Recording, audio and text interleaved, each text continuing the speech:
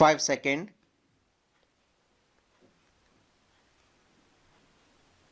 Start.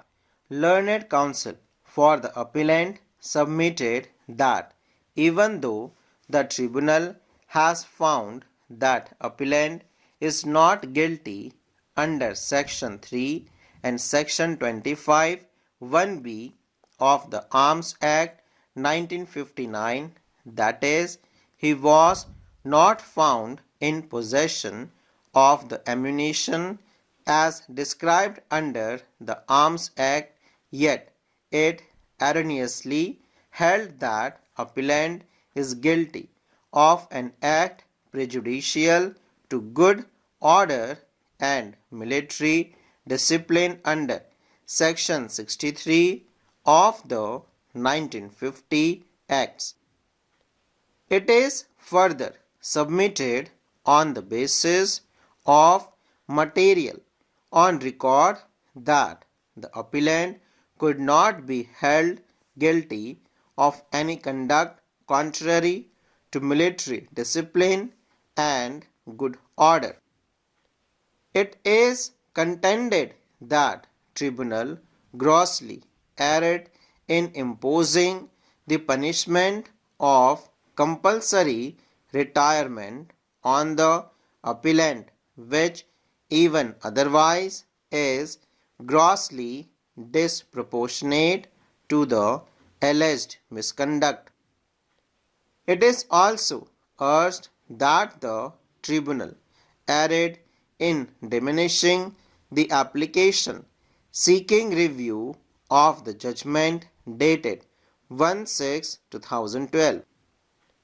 It is submitted that the impugned orders dated 1/6/2012 and 3/9/2012 in so far it upheld the substitution of conviction under Section 63 of the 1950 Act in relation to charge number 2 and imposition of punishment of compulsory retirement on the appellant is liable to be quashed and set aside. However, it is pointed out that appellant has already attained the age of superannuation. On the other hand, learned counsel for respondents submitted that tribunal has not committed any error in applying Rule 62(4) of the rules. It is contended that the appellant was found in possession of ammunition unauthorizedly, therefore he has rightly been convicted. It is further contended that substitution of finding is legally permissible under Section 15 of the 2007 Act, as the tribunal is vested with the same power as GCM. It is also submitted that tribunal has imposed the punishment of compulsory retirement which is proportionate to the gravity of offence committed by the appellant.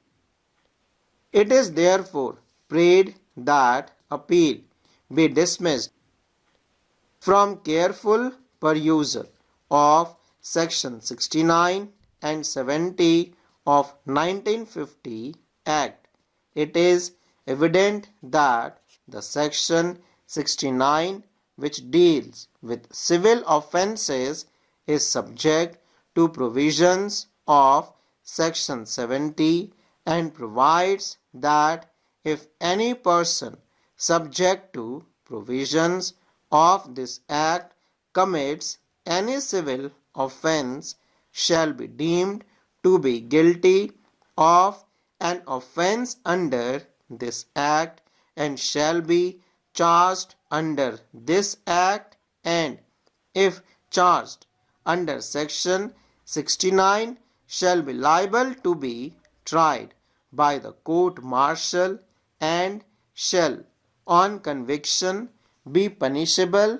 with the sentence provided in clause A and B of section 69 of the 1950 Act.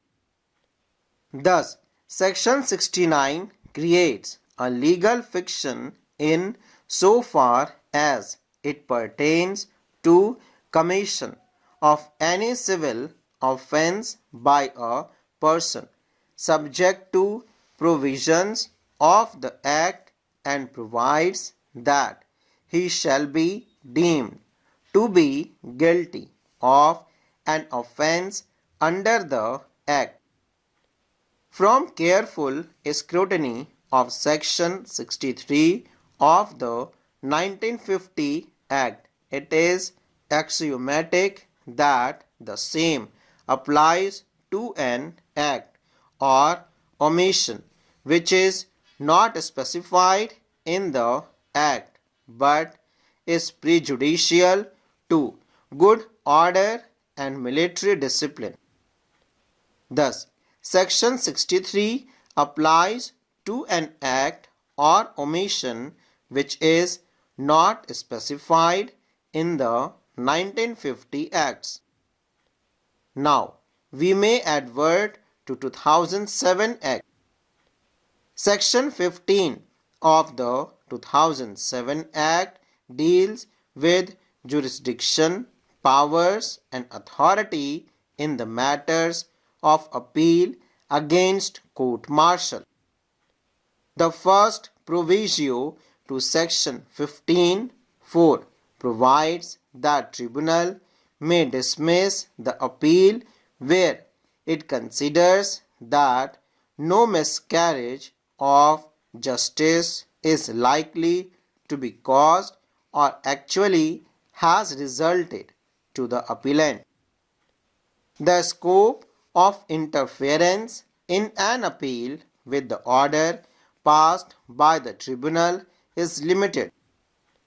This court in appellate court would interfere if the order is shown to be arbitrary, unreasonable or capricious.